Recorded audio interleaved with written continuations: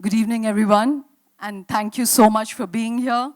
The usual rituals of the evening that in addition to Payal and me, there's Nina, Shuli, Anjali, and Ritu who join me and Payal in really thanking all of you for being here and welcoming you. Last weekend, we had a masterclass in history with Shashi Tharoor talking about the British Raj and the deprivations that it created on India. And today we have another masterclass on history, and we must be wondering why we are doing these deep dives into history. But as Shashi said, that is one way of really understanding who we are at the present. But some years ago, in 2006, Stephen Fry was making a passionate case for why there should be an interest in history. And in a wry aside, he said that historians today are not grandees in a fixed civilization, but journalists who are covering celebrities, writing about celebrities who don't have the grace to be alive anymore.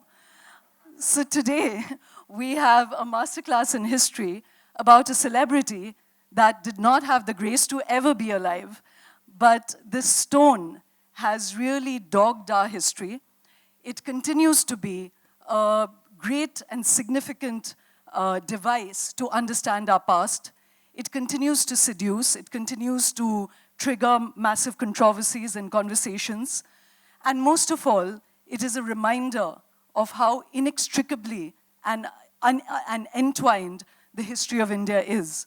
Between so many civilizations, so many cultures, so many different rulers who have looked at India and coveted it for different reasons.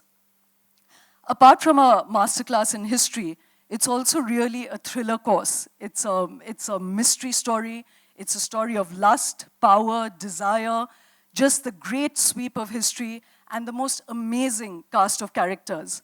So this evening is not just history, but really a masala Bollywood movie. And what better way to combine the past and the present than to have two master historians telling us this story. Willie Dalrymple, of course, does not need any introduction in India for the one reason that he challenges Shashi Tharoor's theory that the one reason why we should reject the British and not the Mughals is that the British didn't stay. But this is one Scotsman who did stay. And of course, we know his books, The White Mughals, and particularly The White Mughals, for which he is so well known. But now he and Anita Anand, who's a radio presenter and journalist from Britain, have written, as I said, this thriller, cliffhanger, gobsmacking story about the Kohinoor. They will be presenting, this roller coaster story in two parts, the jewel in the throne and the jewel in the crown. And so, ladies and gentlemen, please join me in welcoming Willie Dalrymple, Anita Anand, and of course, that cosmopolitan, global citizen, master celebrity, the Kohinoor. Thank you.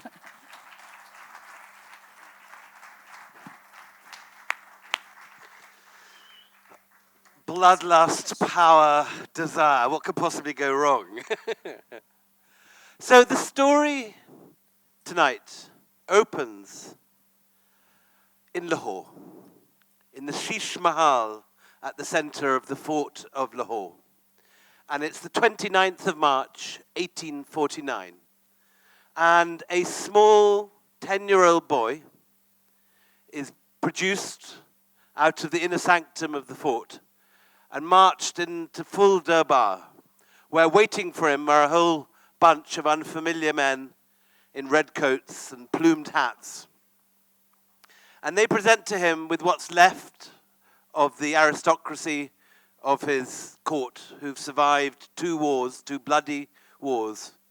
They present to him a piece of paper, which this 10-year-old boy is forced to sign.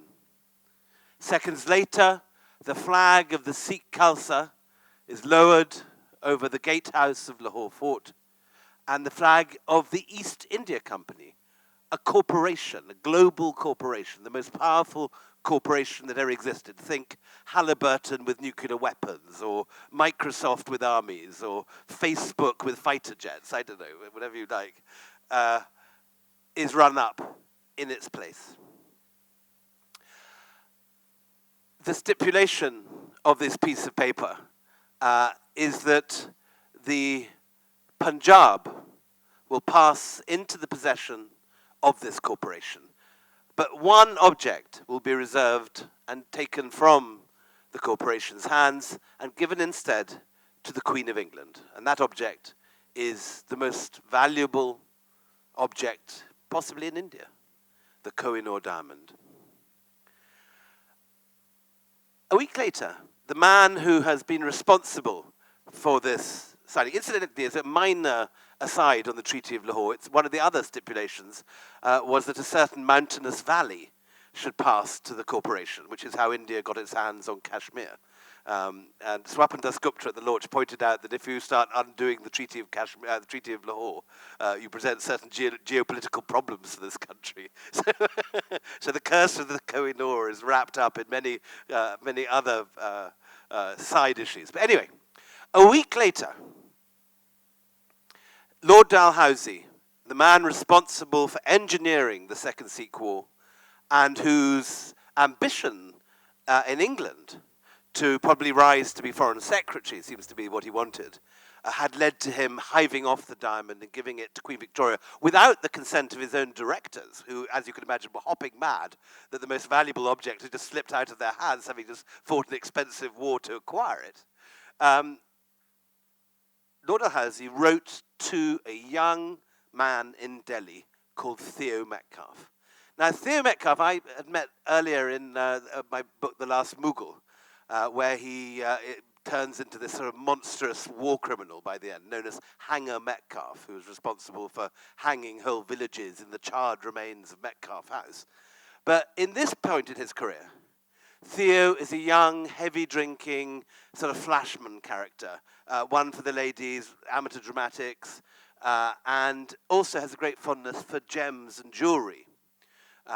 And Lord Dalhousie decides to get this young man, who he knows because he's a friend of his father, Sir Thomas Metcalfe, who lives in Metcalfe House to the north of the Red Fort, and also nearer to here in Gurgaon, has his weekend house at Dilkusha, now in the Maroli Archaeological Park.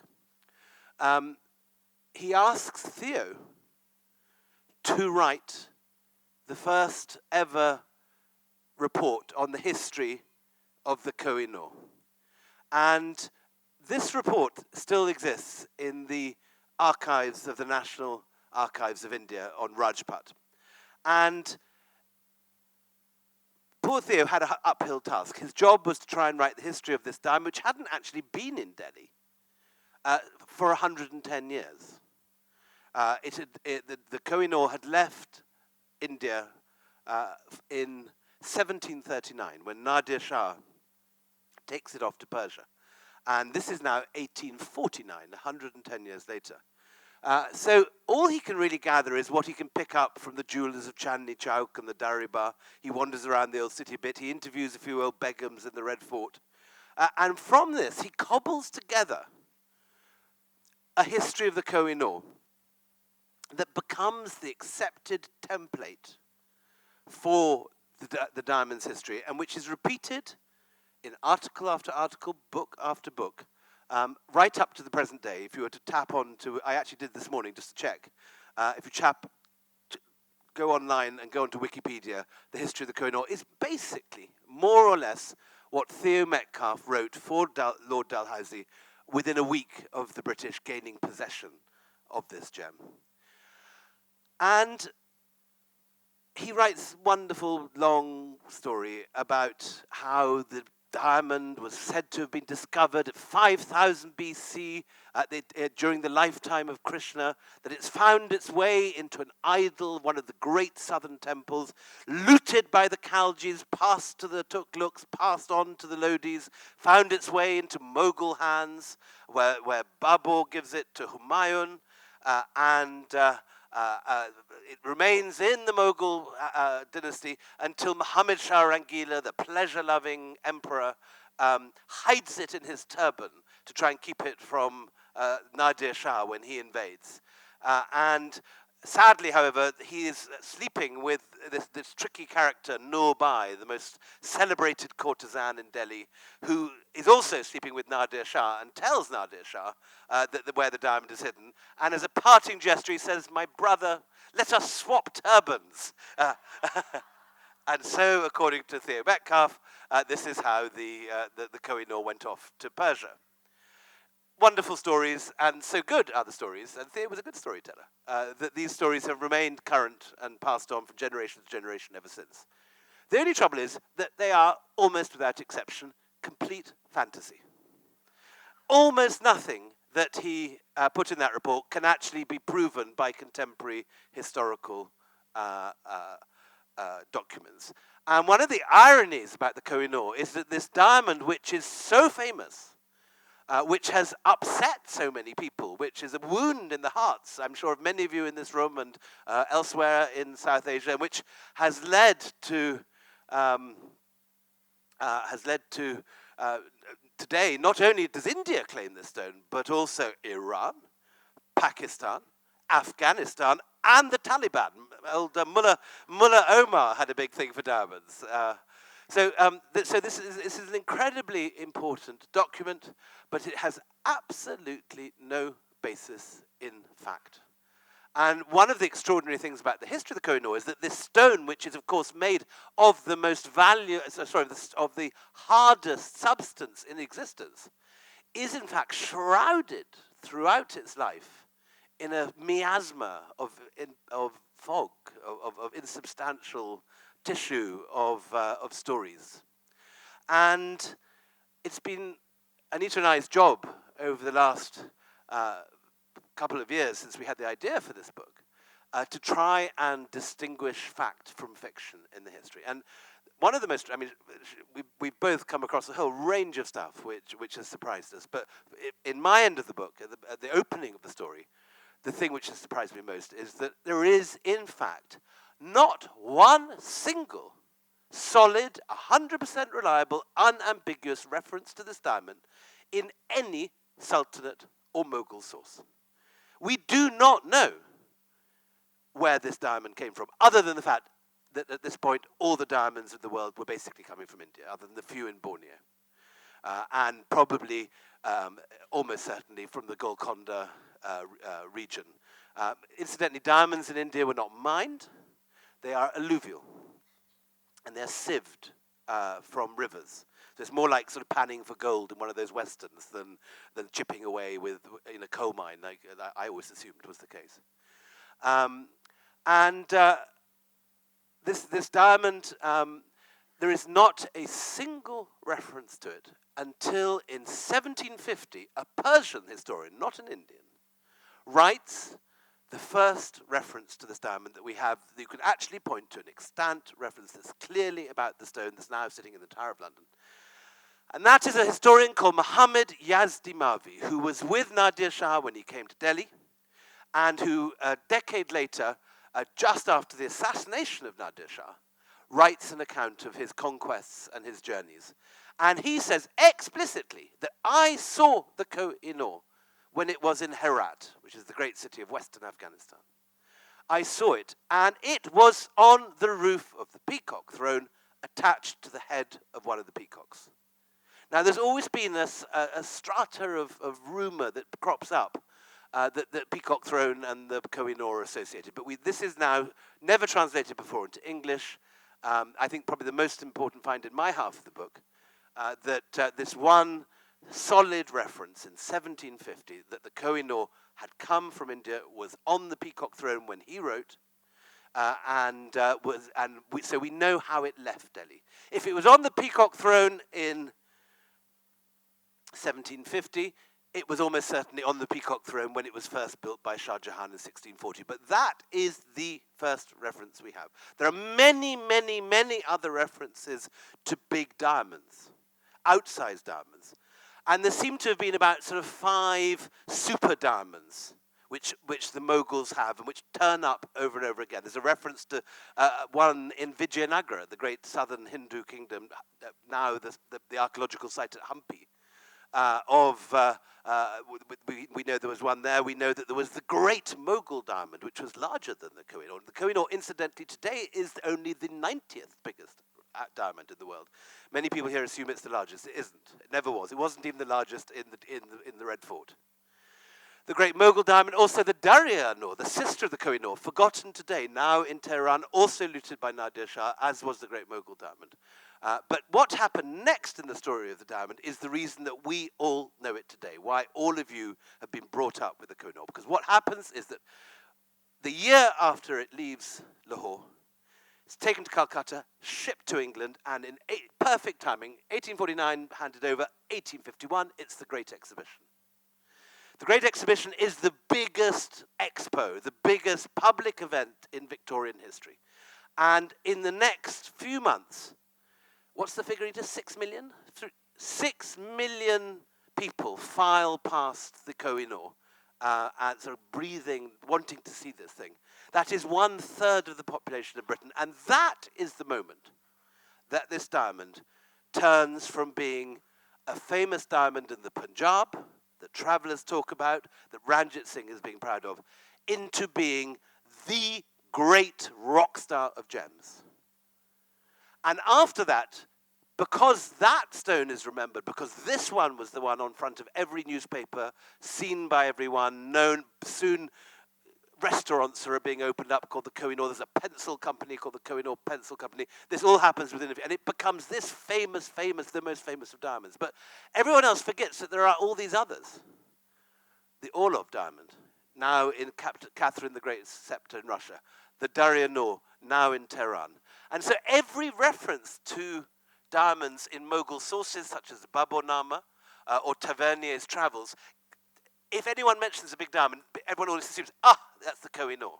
And in the most recent translation of the Baburnama by Wheeler Thaxton, he's actually just replaced, when Babur is given a diamond, he pops it into the translation, the Kohinoor. Bullshit.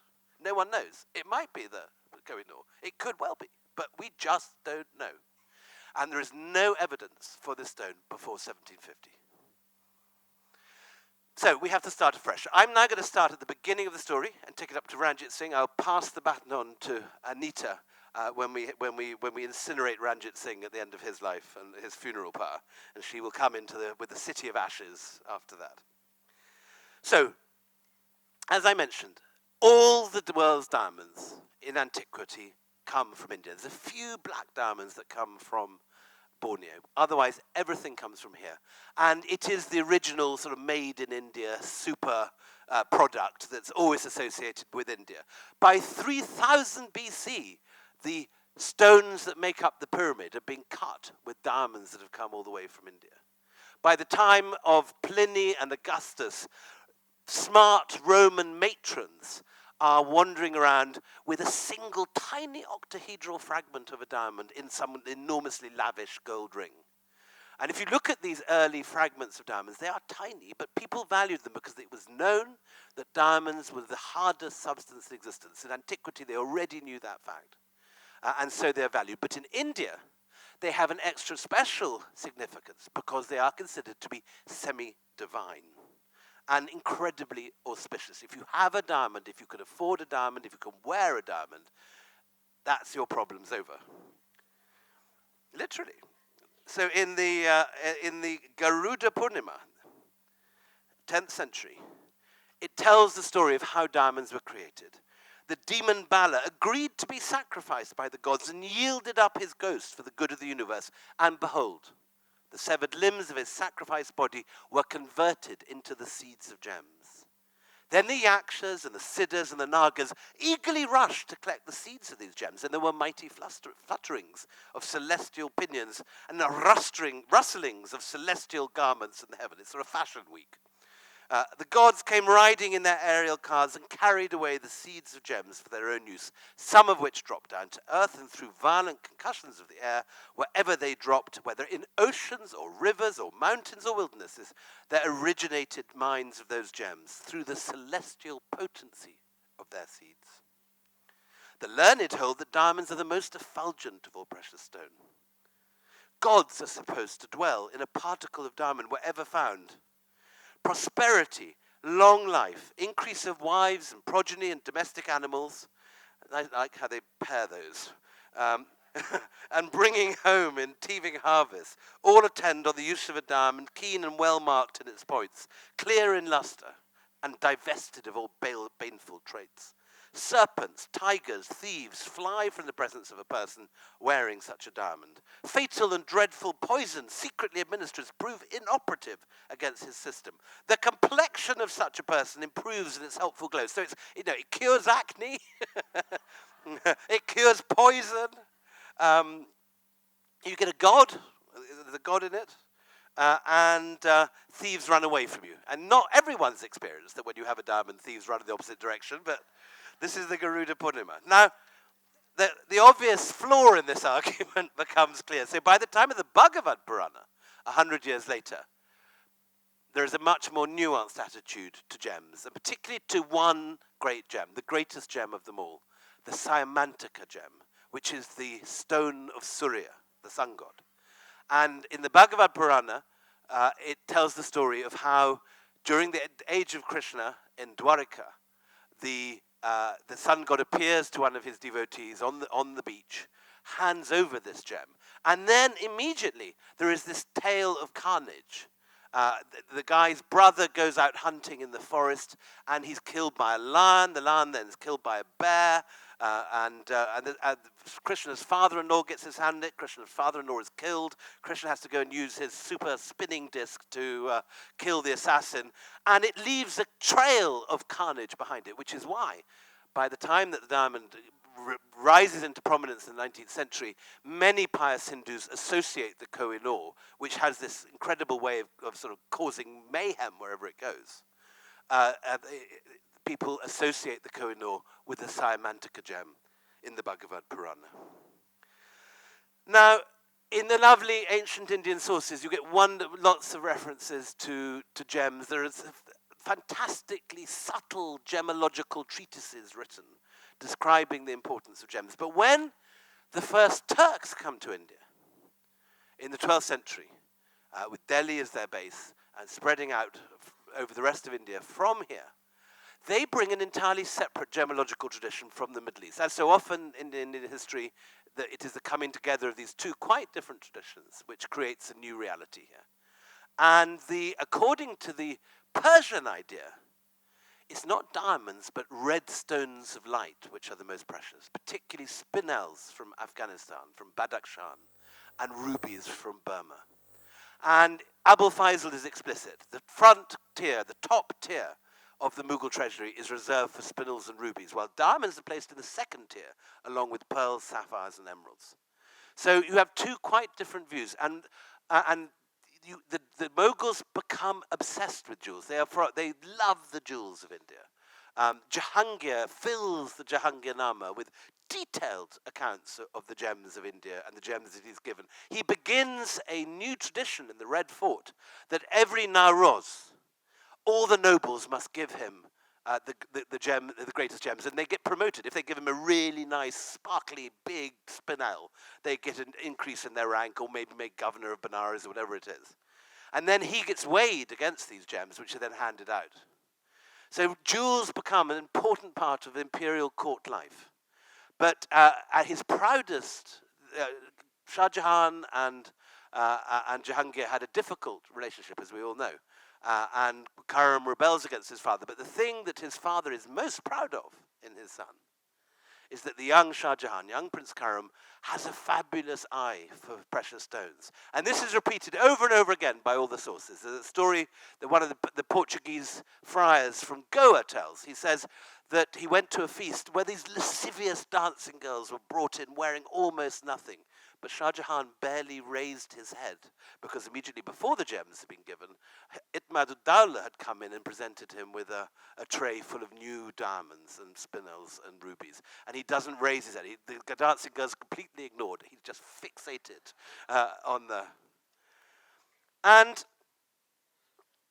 the Mughals loved their art, but they loved their art in a very calculated way. They wanted their art to be part of the imperial propaganda. So the whole tradition of miniature painting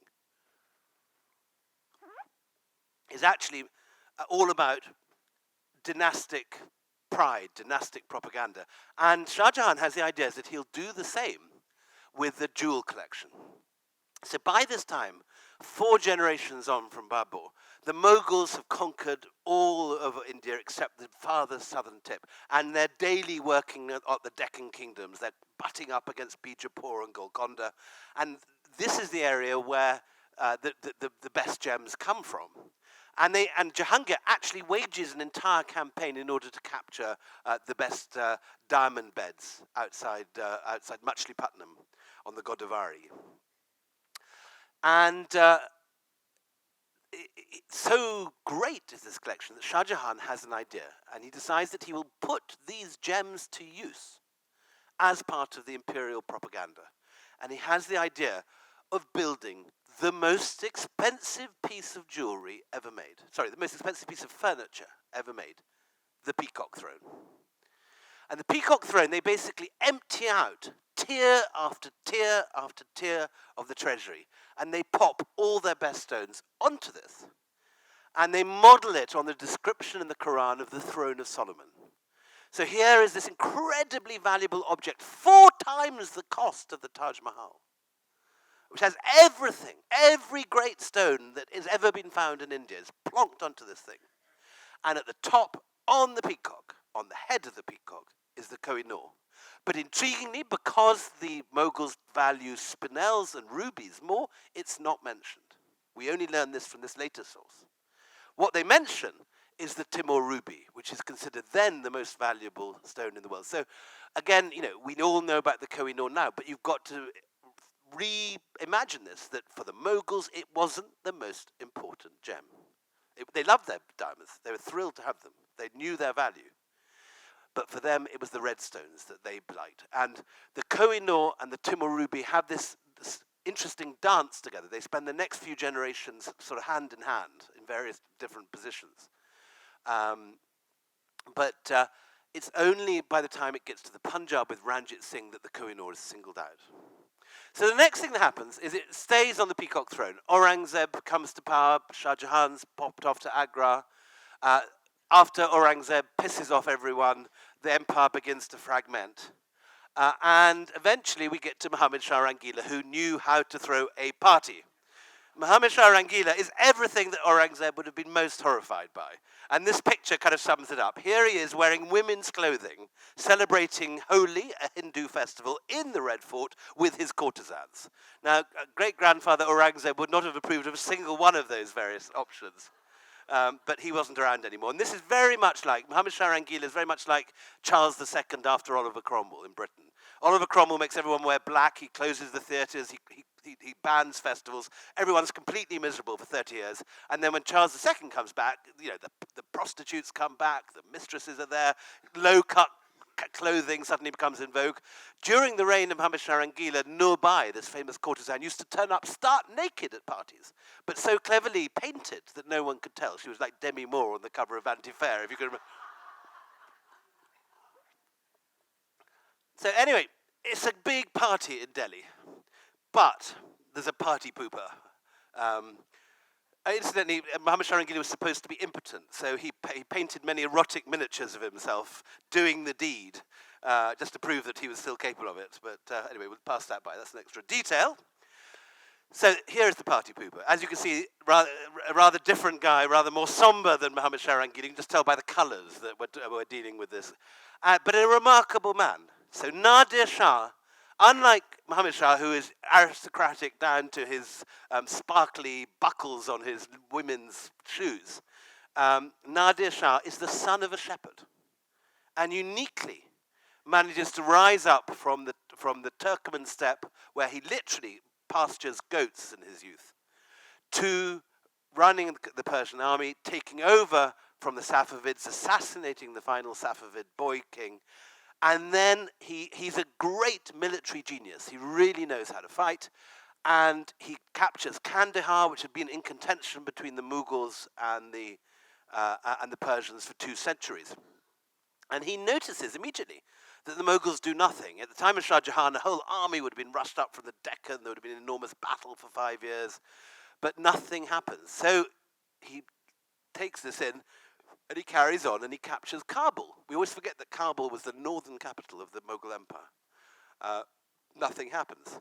So he decides, right, I'm going to go for it. And with only 150,000 men, he goes down the Khyber Pass, where at Karnal, the Mughals have gathered a camp. Not all of these guys are combatants, but there are 1.5 million men waiting for him.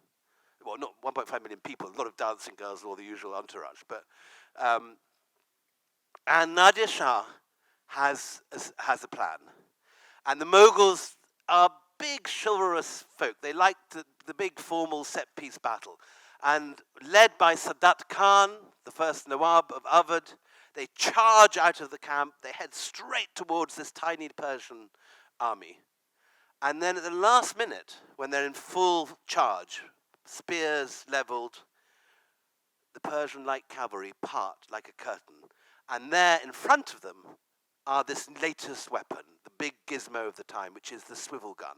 It's a very heavy musket with huge power, which is so heavy that they have to rest it on a tripod on the horse's neck. But it's like the first tank, effectively. And its bullet can penetrate Mughal armor at half a mile. And it's all over in seconds. The flower of Mughal chivalry lies dead. Sadat Khan is wounded and captured. A week later, Muhammad Shah is captured too. They march into the Red Fort. And a month later, Nadir Shah leaves Delhi with the entire Mughal treasury. 8 generations of looting of every temple that they got, looting the kingdoms of the Deccan, conquering city after city in India, piles of jewels overflowing from vault after vault, layer after layer under the Red Fort. The whole lot go off to Persia. The great Mughal diamond, the Kohinoor, the peacock throne, and on it the Kohinoor. The whole lot pass. And it's an enormous, great train of booty which leaves Delhi in May. 700 elephants, 4,000 camels, 12,000 horses carrying wagons, all laden with gold, silver, and pearls. Nadir Shah takes the whole lot off to... Is that what to drink? Or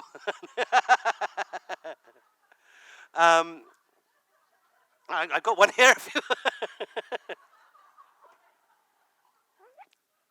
So he takes the whole lot off to Herat. And he goes slowly madder and madder. He has his eldest son and heir blinded 2 years later. His hobby by this stage now is creating skulls, pyramids of skulls. And everyone is so pissed off with this that eventually he's assassinated by his own bodyguard. And the night of the assassination, the head of his bodyguard manages to protect the harem and then is given the Kohinoor. The Kohinoor has been detached for the first time from the peacock throne, and it is worn by Nadir Shah as an armlet, and his wife gives it to this young man who is the head of the bodyguard, and this is Ahmed Shah Abdali. And Ahmed Shah rushes off to Afghanistan, where, using the loot of all these gems which Nadir Shah had brought from Delhi, he creates a new country, Afghanistan. You can argue that Afghanistan is the creation of the Kohinoor. This country would not exist had he not looted the Kohinoor and the other diamonds. And over the next generation, they conquer the whole of Afghanistan, a lot of Iran, Kashmir, Sindh, the whole of modern Pakistan, the Punjab. And eventually, in 1761, there's another of the great battles of time, this time against the Marathas. And Ahmed Shah Abdali destroys the Maratha armies, which in the long term completely changes the history of India because it leaves a vacuum, which of course the East India Company then fill. The Afghans and the Marathas wipe each other out in this incredible battle at Panipat. But that's jumping the story.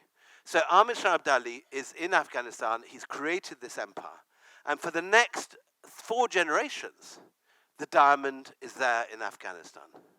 It's only when Ahmed Shah Abdali's grandson, Shah Shuja, loses the kingdom that the stone heads back to India. On the way, incidentally, his brother, Shah Zaman, has also been king, has also had the Kohinoor. And again, the Kohinoor destroys like the Lord of the Rings, the ring destroying the kind of hobbit that holds it.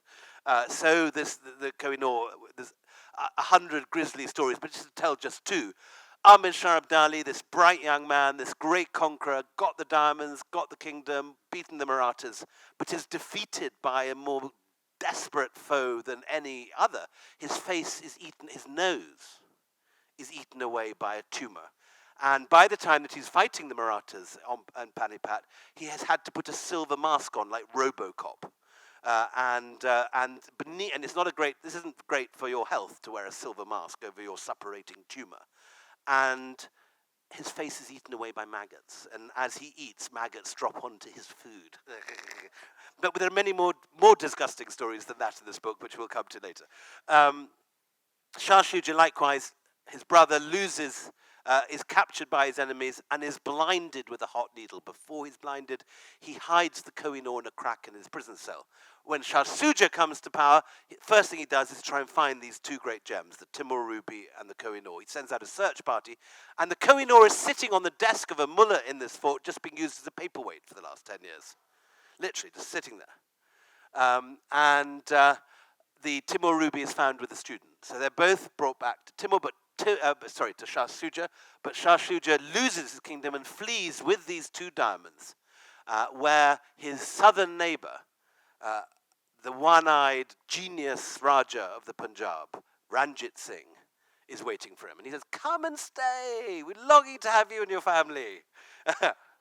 Welcome." And of course, what he's after is the diamond. And we have two rather different accounts. According to the Sikh accounts, Shah Shuja handed over the diamond. "Take my diamond, dear Ranjit. I can't think of a nicer guy to have it." Shah Shuja's version is slightly different. In his autobiography, he says explicitly that he hid the diamond and that Ranjit Singh tortured his son in front of him until he revealed its hiding place. So, two different versions of the story. You can choose which is the truer. But Ranjit Singh gets it. And for the first time, the diamond is separated from the Timur ruby and becomes the sole object. And Ranjit Singh's whole career has been rolling back the Durrani Empire. These Afghans who've come into the Punjab, successively burnt down the Golden Temple or its predecessor in Amritsar, and made life very difficult for the Sikhs in a whole variety of ways. Ranjit Singh has led and as Timur Shah and Shah Shuja and Shah Zaman have retreated back into Afghanistan, Ranjit Singh's forces have recaptured fort after fort, first Attock, then Peshawar, and established Sikh power all over the Punjab.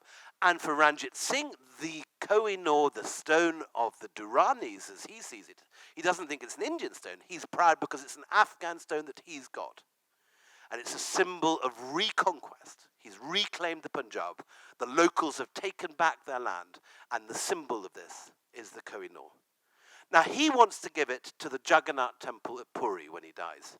But he has a stroke shortly before, and he can't speak. And what he hasn't calculated on is the treasurer, Mr. Beli Ram, who has a strong dynastic sense. And as the Umdatul Tawrikh, the court chronicle, written in Persian, tells the story of Ranjit Singh lying on his deathbed, and the discussion is going on around him. He can't speak about what should happen to the diamond. And he says, "Where's the diamond? Has it gone off to Puri?" One of the officials say, and Ranjit Singh sitting there sort of frowning on his bed, unable to articulate. And Beli Ram says, "I don't know where it is. It's disappeared." And 2 days later, Ranjit Singh dies. And the cremation pyre is piled, and no one knows where the Kohinoor is. At this point, I hand over to Anita.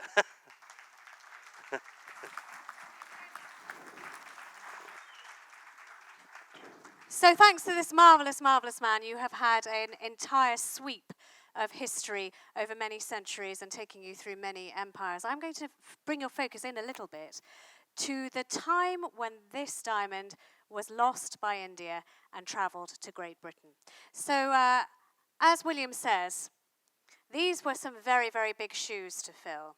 Ranjit Singh was the man, if you do watch Game of Thrones, how many of you watch Game of Thrones? Put your hands up. Right, you've heard of the King of the North? This was the real deal. So as you've heard, he united missiles and tribes into an integrated empire, the Sikh Empire. And when he died, he left behind a vacuum that was very quickly filled with murder, intrigue, and lakes of blood. I'm just going to give you a quick whistle-stop tour of murder and mayhem, if I may, because the 4.5 years following Ranjit Singh's death, Punjab lost 3 Maharajas, 1 Crown Prince, 1 Dowager Queen, 1 Prime Minister, and numerous aristocrats. I'm just going to give you a very quick tour. There's a lot, for those of you who are of that bent, there's a lot of gruesome detail in this book, both in my half and his half. We were actually trying to outgore each other at some points in this exercise. But I win, by the way. But just a quick little summary for you. The man on the top right hand is Karak Singh. He was the oldest son of Ranjit Singh. And he was regarded by his own people and also by the British as a blockhead. They didn't think he would amount to very much. He was very, very fond of drink and opium and women. And so very quickly, the aristocrats in his court in the Lahore Darbar decide they've got to do away with him. So they slowly poison him to death. They don't think that he is worthy to wear the Kohinoor strapped to his bicep like his father. And at first nobody even notices, because this safeda khursi, it's a mixture of lead and sulfur that they add to his food. And at first it looks as though he's just drunk. He stumbles, he slurs, nothing new here, Karak Singh. But then he starts bleeding. His joints start aching. Skin lesions open all over his body. And when it's too late, he is resigned to his bed, just waiting and praying for death. When he dies, a much more able man comes to the throne, a man who everybody thinks is worthy of the Kohinoor, and that is his son, Nadir Singh, in the yellow over there. And when Nadir is declared the next king, Lahore is jubilant, because he's young, he is clean, he's not tainted by all of the misdeeds of his father. He doesn't even make it past his father's funeral. So he's returning from the cremation site. The embers aren't even cool on the pyre. And he comes back through a garden that his grandfather, Ranjit Singh, created to commemorate his seizure of the Kohinoor, the Chaudhury Bagh. And he's walking underneath an archway, and a terrible accident occurs where a block of masonry falls on his head. Now, according to contemporary reports, he got up and he walked away, and he asked for some water. However, when a short while later the royal physician goes to visit him in bed and assumes that he's just going to have to rub balm into a rather bad-tempered prince, what he finds is a man that is not capable of walking, let alone talking. His brain is caved in and there is grey matter all over the sheets. So what happens next? His mother, Chand Kaur, here on the right hand at the bottom, decides she must hold on to Lahore until someone of her family lineage can take it. Ranjit Singh has had many wives, they have had many children, but it must stay with the Naunihal line, and her daughter-in-law is pregnant. So she is praying and praying and praying that a son is born, and her prayers are answered. Her son is born, but he is stillborn. So she shuts the gates of the citadel. She does not want another challenger, and there is one on the move. There is one on the move already. This man here, the last man in this quartet of woe, is Sher Singh. Sher Singh approaches Lahore. He lays siege, and after 2 or 3 miserable days of murder and mayhem, she has to open the gates, and she says, I will let you in, but you let me leave. And he says, I will let you live, you will leave, you will live in peace, I promise you. An accident happens to poor old Rani Chand Kaur. She's sitting in her palace. He knows, Sher Singh, that while she lives, there is still a challenge out there. So while brushing her hair one day, the maids take out, instead of brushes, bricks, and they bludgeon her to death, just as her son was bludgeoned to death. And then, who's left? Sher Singh, that very statuesque man over there, a bear of a man. Well, for the misdeeds of his past, because he is largely blamed for the murder of Chand Kaur, his kinsmen come to the palace one day. They say, we've come to show you a gun. You like hunting, don't you? Bang! Oopsie daisy. Shot him in the chest. Sorry, it was a terrible accident. The kinsmen have a really hard time explaining how bang! It goes off in his face, and how elsewhere in the palace, his son is found hacked to pieces by sabres. So this is the bloodbath that surrounds this, the original blood diamond of India. And after all of this is over, you can understand why this talk of a curse starts taking real root in the imagination. And the last man standing is no man at all. He's this little boy, this doe-eyed little boy, 5-year-old Dalrymple Singh, who comes to the throne. Now, the aristocrats are jubilant because they have had enough of all this upheaval. They finally found a puppet. They can mold him in their image. He will do what they say. They don't count on one factor, Dalrymple Singh's mother. Not just my favourite character, may I say, in this book, but one of my favourite characters in all human history. This is one badass queen. And I like a badass queen. She is low-born. She was never meant to be queen. Rani Jindal was the daughter of the kennel keeper, who kind of pimped her, from the time of her puberty, telling the old grey-haired Ranjit Singh, marry her, she'll rejuvenate you, she'll bring fire back to your loins. And when he's 55 and she's 17, he does marry her, because she is meant to be this thing of great beauty. Contemporary accounts talk about how she moves with the sensuality of a dancer and the grace of flowing water. And they marry, and it is their child, Dalrymple Singh, who now is sitting on the throne. But instead of allowing him to become this puppet, Rani Jindal, with no aristocratic family, no education, no support, says, no, I will reign as regent. She rips off the veil, she comes out of the zanana, and she sits in the darbar with her son on her lap. Nobody is going to manipulate her son, and there they are, a little pyramid of power, Rani Jindal, her baby, and the Kohinoor strapped to his chubby little arm. Now, watching the discontent that brews as a result of this, because, let's face it, the Sikhs are a martial race, they are aristocratic and noble in the court of Lahore, and they're taking orders from a woman.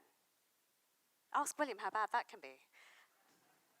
Not just any old woman, but a low-born woman at that. And so there is friction.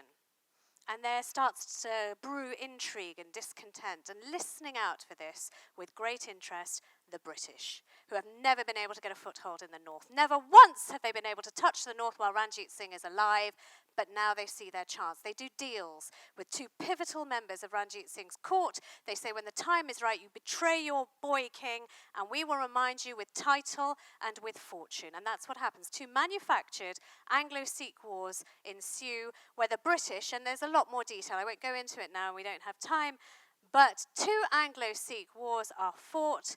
Dalrymple Singh, first of all, by the way, after the first Anglo-Sikh war happens, the British come into Lahore and they come as friends. They sign the Treaty of Pyroval with him and they say, we will leave on your 16th birthday when you are able to rule. All they are really doing is buying time. Because they then, by the second Anglo-Sikh war, pour men and machines into that region and obliterate what is left of the Sikh Empire. And Dalrymple Singh's greatest misfortune is that this man becomes Governor General. Now, I don't know if you recognize the face, but you will recognize the name. This is Dalhousie, an ambitious, thrusting young man who wants to make his name. And the best way to make your name is to please your queen, and so he decides that he is going to take the Kohinoor for the queen. You heard William say it, and therefore a grateful nation will bow down to him. But he also decides that Dalrymple cannot stay. He's got to go. While he stays in Punjab, there's every chance that the Sikhs will rise up, or Punjabis as a whole will rise up for their boy king. So he sends him away. He sends him away to live. Oops, I'm going backwards. That's sort of the story of my life. But he puts him in the care of this man here, John Spencer Logan, a very decent man, a very Christian man. And he says, take him far away from here. And so they go to what is now UP, in Fatehgarh, and they set up home there. And there, this little boy with no mother. By the way, I've skipped a part here, and it is a very painful part. Maybe sort of subconsciously, that's why I skipped it. Because in the meantime, after the first Anglo-Sikh war, they decide that Jindal is a real problem. Because the only person warning that this Treaty of Pyroval is not worth the paper it is written on is Jindal. and she throws her bangles at her generals, and she says, "Can you not see they are taking our kingdom, they are taking our Kohinoor by stealth. You are weaker than women." And so the British decide she has to go. And they tear her, screaming, from her 9-year-old son's side, and they lock her in a tower. And then they lock her in a further tower, and further, until she won't be a problem to them anymore. So now Dalip is with the Logins. He has no mother, he has no father, he has nothing that is familiar. There are reports written at the time that when he leaves Lahore, the subjects come and they are weeping as their boy king is taken away from them. But with Logan, he's found someone at least kind, and he tries to please him. He learns to act like a Britisher. He learns to play parlour games, he learns to recite Shakespeare. He, most importantly, reads his Bible from cover to cover. So just before his 15th birthday, when Dalip Singh declares he wants to be a Christian, well, some are not surprised, but Dalhousie is out of his mind with worry. Because what if this translates in the Punjab as the Maharaja of Punjab has been forced into Christianity? He's worried that'll be the spark. Punjab has always been a powder keg, and this could be the spark that makes it just go up in flames. One person is overjoyed, and that is this lady here on the right. This is not sort of the regular picture that you see of Queen Victoria, but Queen Victoria and Prince Albert are really delighted. For Queen Victoria, she will never see her Eastern Kingdom. She will never see India.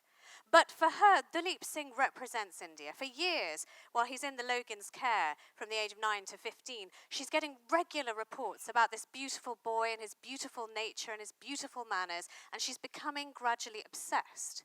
So when he says he wants to visit the Maharani of the world, she says, "Let him come." And Prince Albert is so delighted. They are delighted with what is first their house guest and what is later to be a boy who's never allowed to go home again. He immediately finds a place in the bosom of the royal family. He is loved by the royal family. They sketch each other, he and Queen Victoria, for hours on end. There are really tender portraits lying in the royal collection, which show there is real affection there. And for his 16th birthday, Queen Victoria commissions a painting of her favourite, Dalip Singh. And I just want to draw your attention to a little detail. Can you see around his neck? There's a cameo. It's a cameo of Victoria. He wore one around his neck, and he wore one at his chest, near his heart, for most of his life. But the one thing that is missing in this beautiful glittering boy covered in jewels and diamonds is the Kohinoor. Where is the Kohinoor? Well, the Kohinoor actually came to England before Dalip Singh did. And when it came, it had a much less jolly reception than the Maharaja himself. You heard William talk about 1851, the great exhibition. It was the greatest show on earth at the time. It was the time where Victoria and Albert could show what Britain was, the very best of culture, of industry, of art. And the star attraction, the thing that was on every billboard that made people want to come, was the Kohinoor. They'd heard so much about it, but now it was coming to Britain. And the way it came to Britain. It came to Britain in 1850, and it came to Britain shrouded in mystery and mayhem. So it was Dalhousie himself who transported it like a diamond smuggler. He couldn't trust a big caravan to take it from Lahore to Calcutta, where it was going to make the voyage. So he had his wife secretly stitch a pouch big enough to hold a cursed diamond. And only she and he and one relative and 3 men in Lahore knew that this mission, when he went to Lahore, was to collect the greatest treasure the British had ever laid their hands on. And he rides it hard from Lahore to Calcutta, expecting it to go straight on a boat and sail to England. That doesn't happen. There's no boat available. Again, this idea of a bloody diamond, it's such a pain. It's such a cursed stone, again reinforced. And if it needed any more reinforcement, when it's finally found a ship to take it some 6 months later, this ship is called the Medea. It's under the control of a Captain Lockyer. My goodness, if those men knew what they were loading onto that ship, in that crate containing a box, containing a box, containing a box, they might have thrown it over the edge. Because only days into their voyage, the first men start dropping on board the Medea. Cholera breaks out. And they fall like flies. But luckily, Captain Lockyer can hold his nerve because they're not far from Mauritius, and at least at Mauritius, they can get medicine, they can get water, they can get supplies. Well, no, not really, because the people of Mauritius hear that a plague ship is coming closer and closer, and they threaten to blow the thing out of the water if it comes into their territory. They will not let it drop anchor.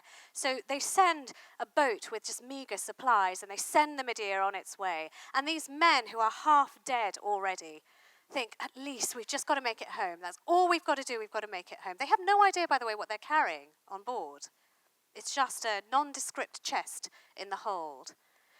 And after limping their way for some weeks, they hit the worst typhoon, which threatens to split the boat in two.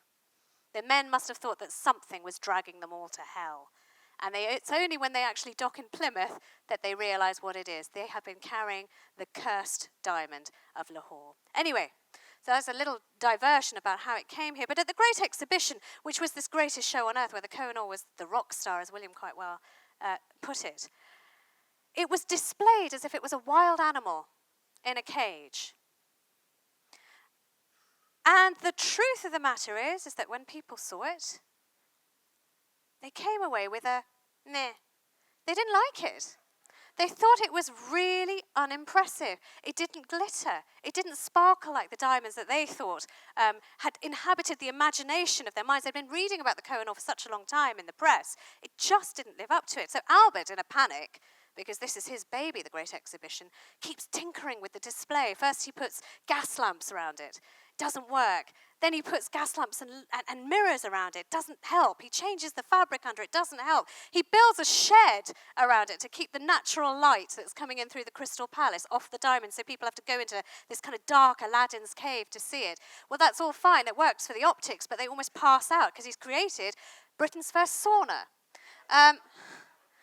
So the press actually starts being very, very rude about the Kohinoor. They start talking about it as if it's some kind of naughty child that's just failing to behave itself in public. You know, they have cartoons in magazines where people are wandering off and going to see a lump of quartz instead, thinking that's the shiny diamond because the real thing is so rubbish. So Albert decides something has to be done. This is just embarrassing now.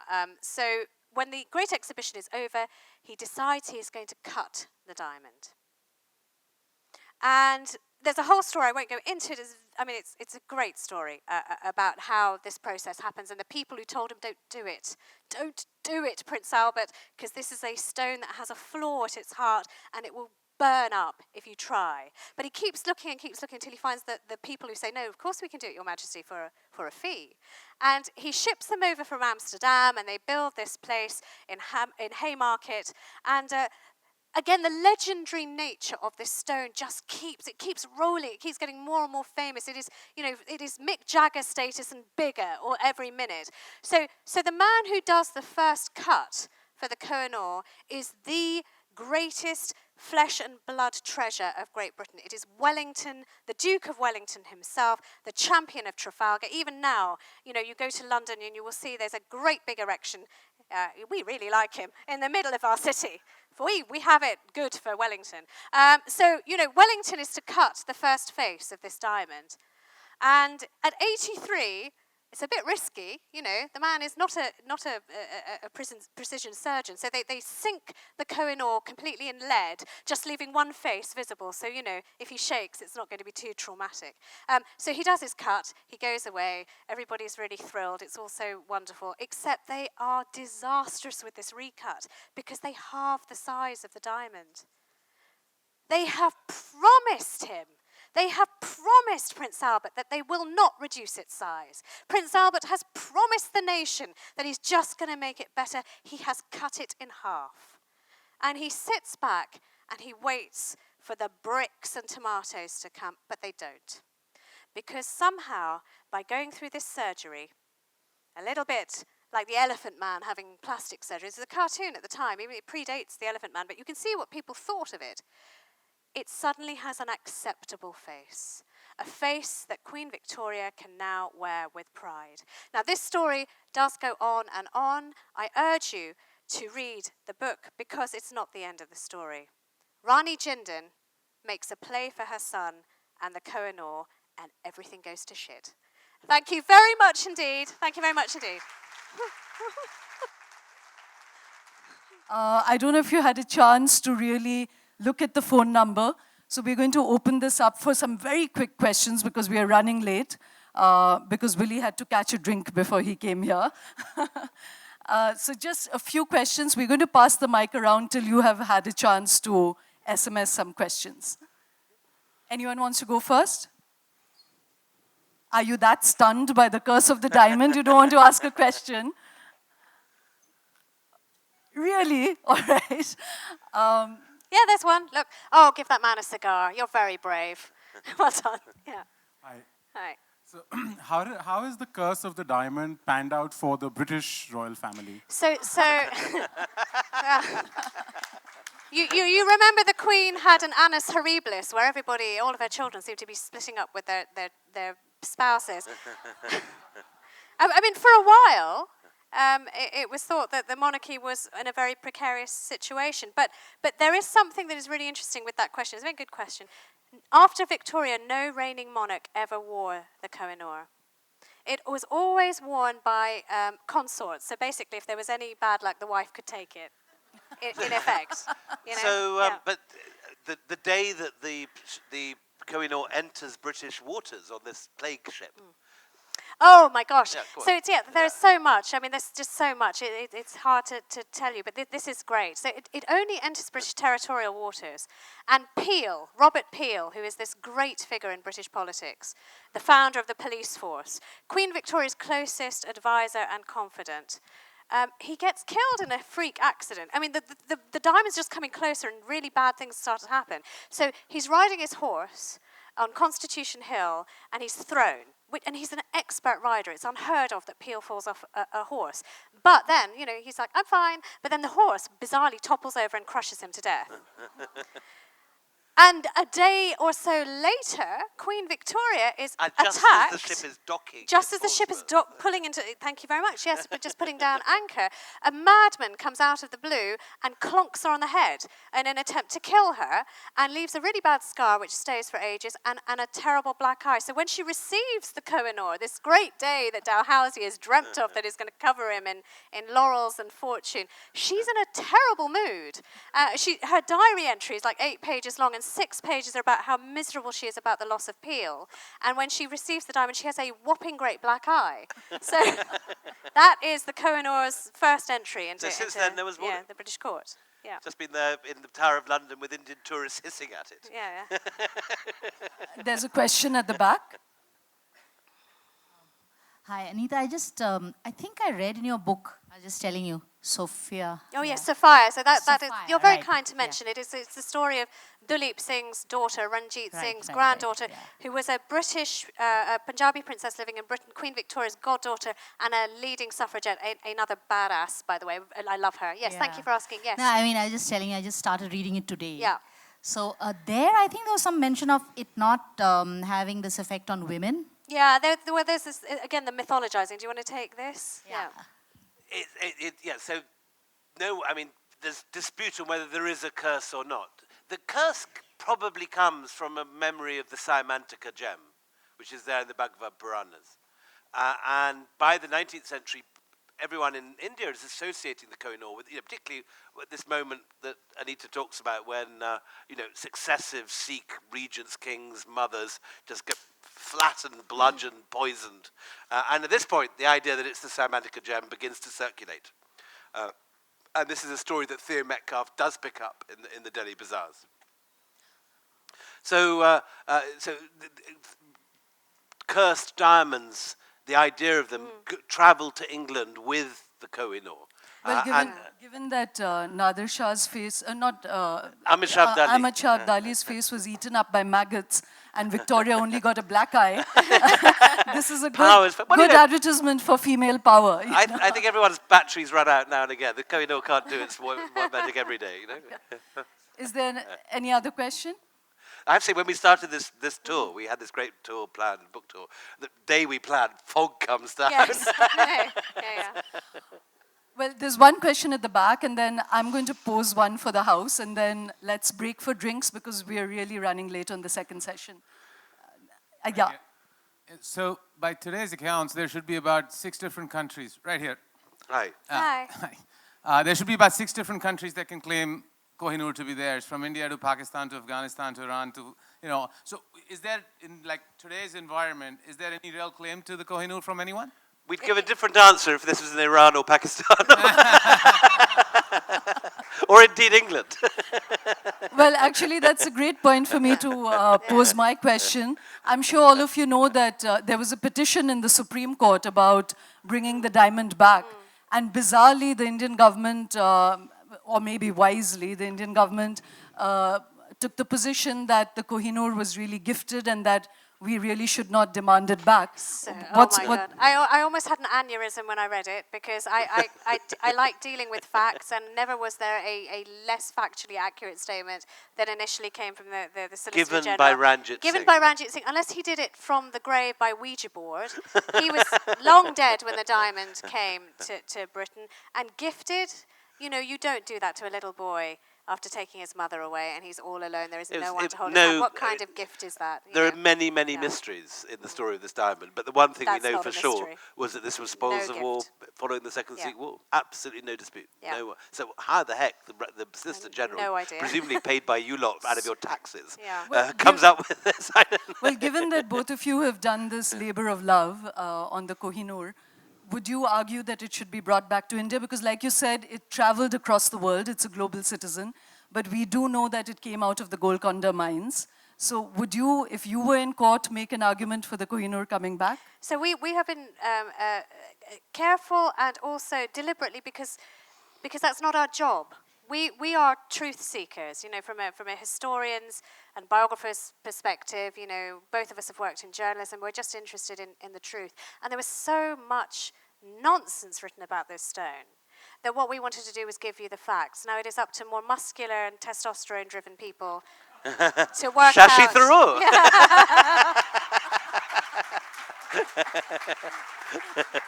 They can work out what they want to work out, but in a way, we've done them a great favour. I mean, for free, we've done the casework for them. So, yeah, they can. Well, just take in it defence from of Shashi Tharoor, he All the girls say that.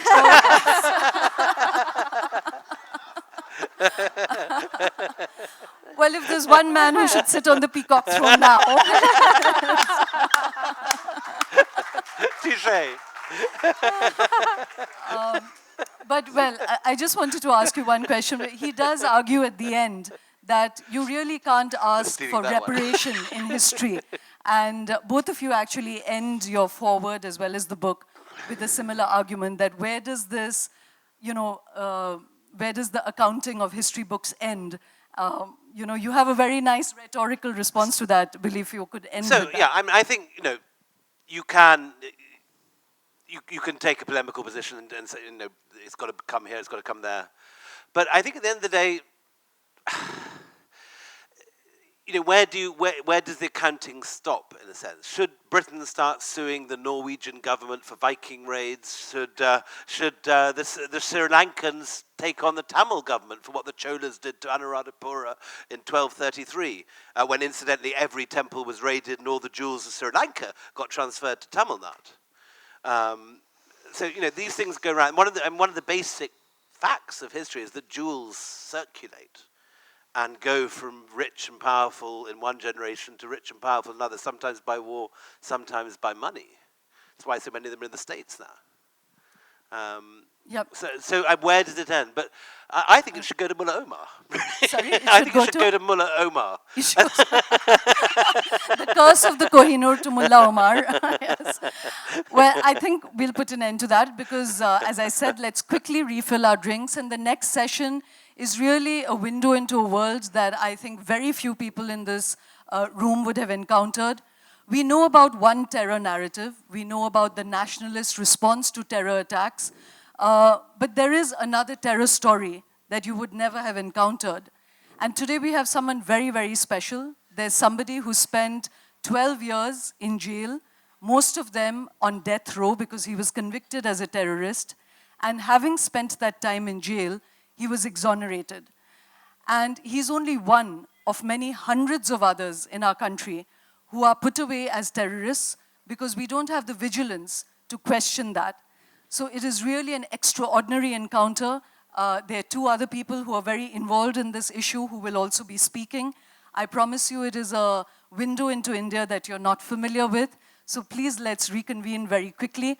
I just want to say one line from the book that, last Sunday or last Monday when we met with Shashi Tharoor and Tina Brown, there was a sense, almost a poignant sense of just how rich India was. And we threw some massive figures about what British imperialism did to India. And there's a moment like that in this book when Nadir Shah takes all the accumulated wealth, 400 years of accumulated Mughal wealth, and transfers it. And Willie just mentioned that he took away that wealth in 700 elephants, 12,000 horses, and 4,000 camels. And that was just the wealth emanating out of Delhi. And it is a sense, actually, of just how rich this country has been.